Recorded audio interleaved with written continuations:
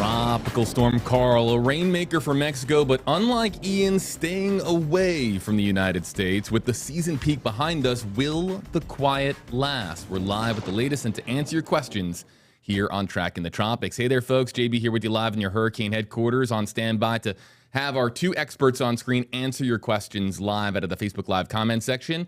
Meteorologist Amanda Holly, Chief Meteorologist Ashley Gann joining us from Alabama. You can use hashtag Hey Amanda, hashtag Hey Ashley. We'll get to your questions and comments momentarily, but we got to talk about Karl. Even though it's not going to impact Florida or the southeastern United States, we got to talk about it, and we'll send it over to the wall for Amanda's very latest. Again, Tropical Storm Karl going to be a rainmaker, Amanda, for Mexico. Yeah, so since Ian, we have had a couple of storms. We've had a couple of those tropical depressions. We even had Julia, which made landfall down in the Central America. But now we're dealing with Tropical Storm Karl. It's really our only active storm out there right now, and it is in the Bay of Campeche. I will say that this is a piece of Julia that broke off from the main circulation of Julia as it made landfall in Central America. It's very mountainous in this region, so it kind of tore the storm apart as it crossed over the land.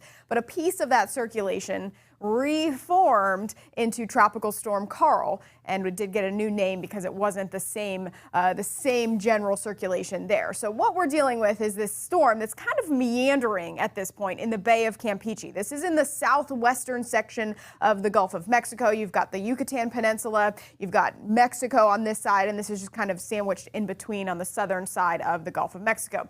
It's only moving north at 3 miles per hour, and north might scare you because you say, yeah, well, it's moving to the north, but it's really just meandering at this point, and it is going to take a sharp turn right back down to the south here over the next 24 hours. But those maximum sustained winds did come up. It is getting a little bit better organized right now at 60 miles per hour. It is over some very warm waters right now, but like I said, it is not going to move really any farther to the north. It is going to make its way right back down to the south, and you can see that there with the cone from the National Hurricane Center. It's going to maintain that tropical storm status and then make landfall and quickly dissipate in Mexico, not impacting the United States at all. Those forecast models, they're in very good agreement with that, and they're even in very good agreement with that turn to the south. We've got one little outlier there, not sure what that one's thinking, but all the rest of them take it right down to the south here over the next 24 to 48 hours, and we are not going to be impacted by Karl here in the United States. Here's why. Right now, we've got this big ridge over really the Gulf of Mexico, all of Central America, all through the Caribbean. And we're watching this jet stream that's farther to the north. This is something that we typically look at in the winter time because it's what sends cold fronts to us. Well, guess what? We are going to see a very large dip in this jet stream come tomorrow and for the middle of next week. It's 1 and 2 shots of, yes, some very cold air, but it's really helping to shove Karl and all the rest of the tropical activity that may form down to our south for the next week or so. So this is really good news because, again, this is keeping that tropical activity at bay. But as I just mentioned, it is going to bring us some very cold air as well. And I'm going to bring in Chief Meteorologist Ashley Gann as well, because I know a lot of meteorologists across the eastern half of the country watching this dip in the jet stream very closely. Oh, very much so, because this is going to bring some of the coldest air of the season. Not only is it a positive benefit for keeping a lot of those tropical systems at bay, at least for the lower 48, but it's also going to bring, I think, beyond fall-like temperatures for a bunch of the eastern half of the nation. Even here in Birmingham, Alabama, we're expecting some of the coolest air so far of the season. Morning lows could range anywhere between the upper 30s to low 40s next week. I'll be honest, you could pay me in sunshine, I would move to Florida in a heartbeat. I do not do well with the cold. Oh, no. So the running joke here is when it's below 75, I have my seat warmers on. So I call this seat warmer kind of weather that we're going to be experiencing next week. So yeah, it is going to get cool for, like I said, the eastern half of the nation. Yeah, cool temperatures and keeping tropical activity at bay. We really couldn't ask for anything more right now. But yeah, a little bit colder for areas farther to the north than Florida. Florida will get in on some of this cooler and drier air. It's just not going to be quite that cold. But yeah, areas like the Midwest, they're going to be experiencing temperatures in the 30s and the 40s come for the middle of next week. So this dip in the jet stream keeping Karl and any other activity that may form out in the Atlantic to the south for the next week or so. So that's good news. But we are, of course, still tracking the tropics.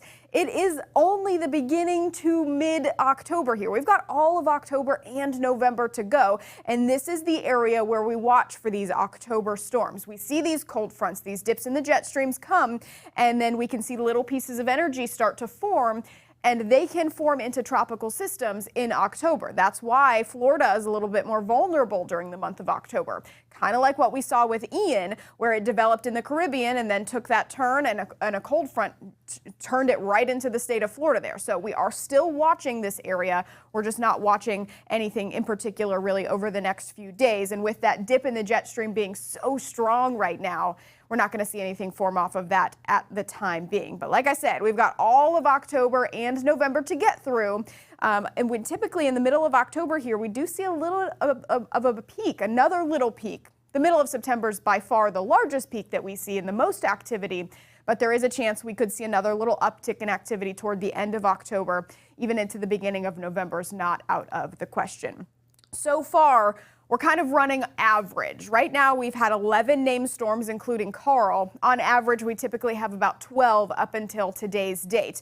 Now, back in 2020, we had 25 named storms up until this point. In 2020, we had 2021, we had 20 storms up until this point. So, you know, we are still running behind average compared to those last two seasons, but overall, running average with the activity so far.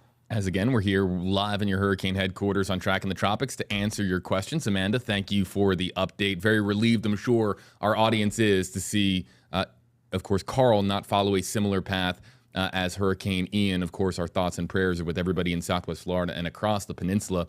Again, great to have Chief Meteorologist Ashley Gann, Meteorologist Amanda Holly here with you live on the program. You see the updated hashtags on your screen, hashtag Hey Amanda, hashtag Hey Ashley. If you use one of those hashtags, it's that simple, folks. With your Facebook Live comment, you can ask a question to one of our experts on screen. And Brody, one of our frequent commenters here on Tracking the Tropics, says hashtag Hey Ashley. First, hey Ashley, very kind here from Brody. Second, I think with this number of cold fronts making its way into Louisiana, Mississippi, Alabama, is going to cool the Gulf waters, which is 1,000% okay with us. What do you make of Brody's comment, Ashley? Well, I will say we took the kids to fall break last week on the Panhandle, and the water was a little cold when I dipped my toe in it. So maybe these cold fronts will have some advantage, and that warmer water does tend to creep south as we start to move into October, just as the graphic that we showed before kind of showing that trajectory of the late season path of these tropical systems. A lot of that does have to do with those cooling systems, because in October we start to get those continental cold fronts, much like we're seeing with that big dip in the jet stream. That not only cools the air, but it also cools the water. You can even see just along the coast of Florida that temperature difference between the center of the Gulf of Mexico and right along the coastline there. So we'll start to see those waters cooling off just a bit in the next few months. And here's a fun fact for you.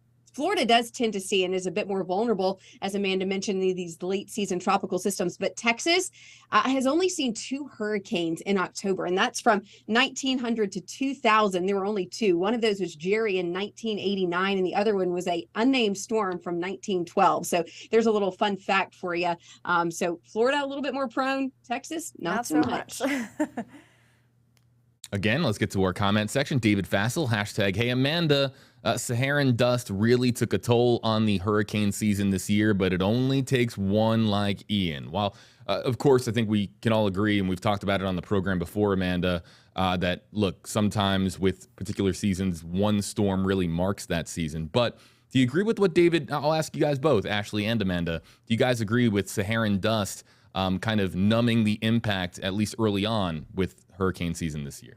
Yeah, there was definitely some large plumes, dense plumes of Saharan dust that came off the coast of Africa early in the season, but it really didn't taper off until later on than it normally does, which kept that activity at bay. It really squashed some of those tropical waves that were coming off the coast of Africa that otherwise probably would have developed and continued to make their way on. But because they were surrounded by the dust and the dry air, they really just weren't in a favorable environment for that strengthening or that really organization at all. So I will say the dust stuck around a little bit later than it normally does, kept the season a little bit quieter. But like you said, David, you know, it only takes one, and we say that every single year because obviously for Southwest Florida, this season was a really bad season. And, it's only been impacted by that one storm, but it was a devastating one. So, no matter how many storms are forecast in any given year, whether it's a below average year, above average year, or an average year, you just don't know. It only takes one. Ashley, anything to add before we go to the next comment? Yeah, I mean, I agree with all of that. And I will say, to kind of piggyback on the backside of it, we won't have as much Saharan dust, but we are going to see those winds. So wind shear is going to start going down later in the season. And that is going to help reduce our chances of tropical storm development over the next several weeks, even though tropical hurricane season does last through the end of November. Always be cautious and be prepared, but the conditions won't be as favorable as we end the season either, but not necessarily because directly associated with that Saharan dust. Again, as a reminder, you've got two meteorologists right there in the palm of your hand, folks. We're taking questions out of the Facebook Live comment section. You can use either of the hashtags on the right side of your screen, hashtag Hey Amanda or hashtag Hey Ashley, and we will take your comment just like this one and we're monitoring a lot of different Facebook pages. It's not just the WFLA Facebook page. Holly Smith is joining us from KTVE's Facebook page. That's in Arklamis, and says hashtag Hey JB, will this hit Florida? I think it's pretty safe to say, you guys, that Karl, no chance for impacting the state of Florida. But let's just take a moment here to talk about the chances of Florida being impacted from this point onward in the season. Amanda, you were talking a short time ago about development chances, and October is not out of the realm of possibility for a storm, even though I'm sure that pains a lot of folks to hear. Yeah, I mean, October is typically the time of the hurricane season where us meteorologists here in Florida really get heightened, right? So everyone is always like, oh, the peak of hurricane season, it's past. That's great news. But as we head into October, Florida is very vulnerable because when we see these cold fronts come through, they act as steering currents. And if that cold front stalls at the right position, it steers tropical systems right into the state. Ashley just said that, Texas doesn't see, did you say October hurricanes? October. Only two. In the past, 100 years or so? And that's because those storms, they take a hard right when you're looking at, the map from above. And that is why Florida's a little bit more vulnerable. So could we see another one? Yes, it's not out of the question. Again, all of October and November we watch. Typically in November, the storms aren't quite as strong because Ashley just said, the wind shear gets a little bit more. And thankfully, our water temperatures now are a little bit cooler because Ian churned them up so much. We have actually below average water temperatures right along the coastline of Florida and up through the panhandle as well. So November, we watch for those tropical systems, but luckily they're usually not, the major category 4 and category 5s. And I always kind of use this analogy that these cold fronts not only are steering mechanisms, they can kind of act as a wall. Hurricanes and tropical systems like to take the path of least resistance. And if there is a cold front moving in, that is a force to be reckoned with, and it does not want to face that. So it turns, just like we're seeing with Karl. Although it's moving slightly to the north, it will turn around because it's going to take the path of least resistance with that warm water. So that's what it tries to find. It's not going to try to overrun these cold fronts. And this time of year, these cold fronts can be pretty strong because it's polar air that's racing into the deep south. So it often kind of pushes the atmosphere away. So it does help to move those. But as we mentioned before, there's Florida jutting out there. And so there's still tends to be that vulnerability there on the southern side of Florida that we have to watch out for this time of year. It's just a perfect positioning of the cold front is all it takes. Ashley, I love your factoid about Texas because I can't help but feel like Karl in and of itself is a bit of an oxymoron, right? Can you bring up the Karl graphic here again? Because we're talking about Karl being here and impacting Mexico in the days ahead into this weekend, but the state that it's closest to is Texas. So this is Karl a overall super surprising storm? I will say this. So the Caribbean Bay and the Bay of Campeche does have particularly warm water. Latitudinally speaking, it will be much warmer near the Yucatan. Not necessarily uncommon for storms to form there, but it's harder for those storms to go north. So that's really the big thing for Karl is it's not easy for that storm to continue its movement north. Water's the conditions just aren't as favorable for Karl. But we tend to see these storms forming in the Caribbean. But as Amanda pointed out earlier, this is kind of an interesting storm in the sense that it's a piece of what was Julia, and it kind of hung around. It's a storm that was an Atlantic storm, Atlantic Basin, and then it became a Pacific Basin storm, and then the piece of energy kind of broke off and it became a new storm. So I think this one was a little bit nuanced from the beginning, not necessarily typical in its origin either, because usually we get these waves that either move off the African coast or a cluster of thunderstorms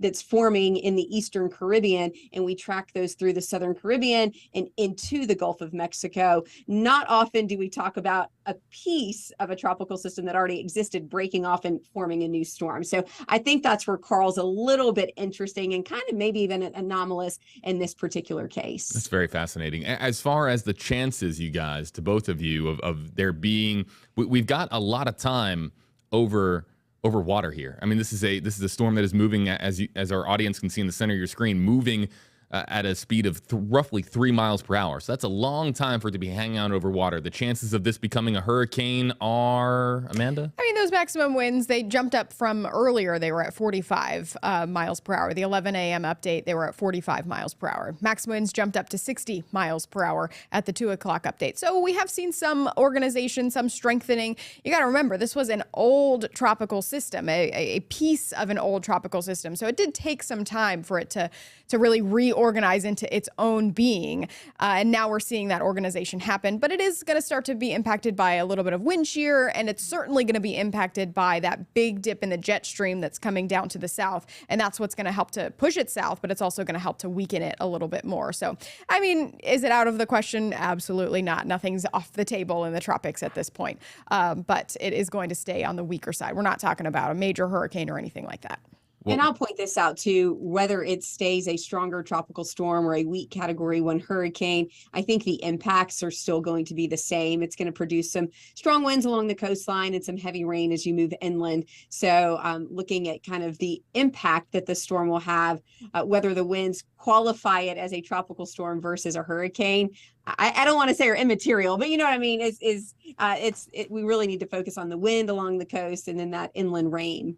If we come in here into your hurricane headquarters, we can show everybody the alphabet of names. They're up over here, over my shoulder here, and we're up to Karl, and we can only hope that we don't get to Lisa, to Martin, I believe is next up, and then Nicole after that, hoping that we stay in the middle of the alphabet and not extend into the latter portion of the alphabet. This is the last call for your questions and comments. Hello there to you, Amanda, Holly, JB Buno here with you in your hurricane headquarters. Ashley Gann joining us from Alabama, friend of the program, veteran here on Tracking the Tropics. Let's pivot for a second. We've been talking about Karl. We've been talking about the tropics. Ashley brought up that cold. You did too, Amanda. Mm-hmm. And Paul Bachman on WFLA's Facebook page wants to know, #Hey Amanda, how long will that cold streak last? I'm sure, Ashley, in your market, a lot of folks asking this same question as well. When the cold arrives and we have it, how long will it actually be here? So for Paul and here in Tampa, I wouldn't necessarily classify this as cold for us locally. It's all relative, right? But it is going to be cooler than it has been. Here in Tampa, we're talking about our high temperatures in the low 80s this weekend, and that will continue into the middle of next week. Our low temperatures will be nicest. They'll be in the lower 60s. So we will have some of those crisp mornings, but we're not talking about widespread cold just yet. That's a different story for those areas just to our north that are going to get in on some of that much colder air. You can see there's a fine line where that jet stream sits, right? So the blue colors are just to our north, and those are the temperatures that are really cold, right? That's why I said 30s, 40s, 50s for areas like Chicago. That's wintertime cold for them.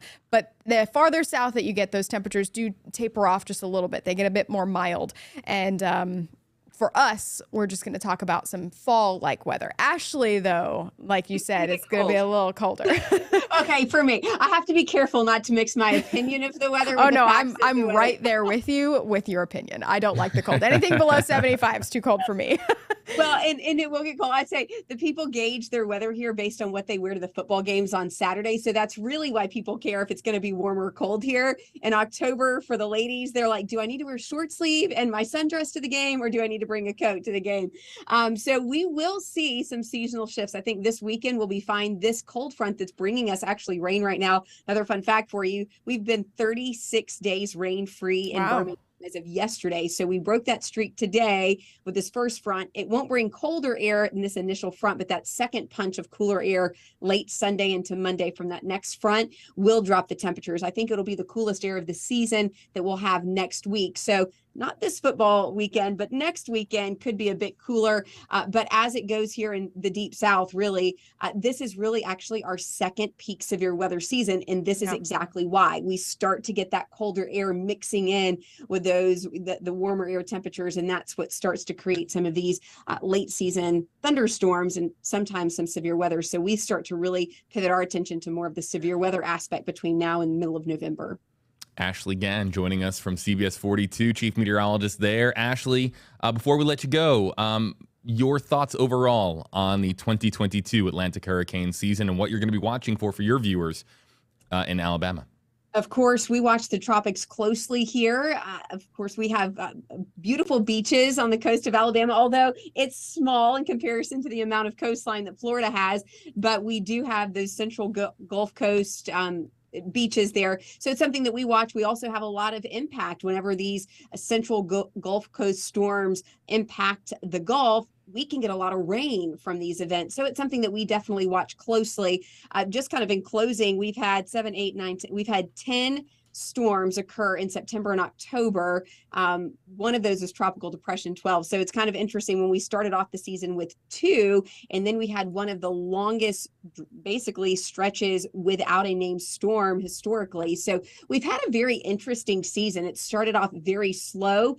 Several factors, one of those being the Saharan dust, adding to maybe why it was so quiet in the beginning, but boy, did it ramp up over the last about 60 days or so. I'm hoping that as we head towards the end of the season here at the end of November, things will start to quiet down for us. But of course, our eyes are always glued to the tropics because much like y'all, we can be impacted here in Alabama as well. Yeah, we always are, of course, monitoring the activity out there, folks. And Ashley and Amanda know that, that occasional pop-up X from the National Hurricane Center, it has happened this season. It's happened in past seasons. All of a sudden, you'll wake up, you'll look, and you'll see the X on the map, and you're thinking, my goodness, there's actually an area of development here that we really have to pay close attention to. That's what we do here as far as tracking the tropics, keeping you posted, keeping you weather aware, but also making sure that you are prepared for hurricane season and make sure that you have everything that you need at home to keep you and your family safe. It's with, of course, the guidance of our expert meteorologist, again, CBS 42 Chief Meteorologist Ashley Gann, and here with us as always, meteorologist Amanda Holly here on the program. Folks, that's going to do it for this edition of Tracking the Tropics, Wednesdays, 2 o'clock Eastern, 1 o'clock Central as well over the course of hurricane season, and additional episodes as needed on whatever app, website, or social media platform that you're watching from. For Ashley joining us in Alabama, for Amanda here in the Stream Center, thanks so much for joining us, and we'll see you next time, folks, on Tracking the Tropics. Thank you for watching Tracking the Tropics.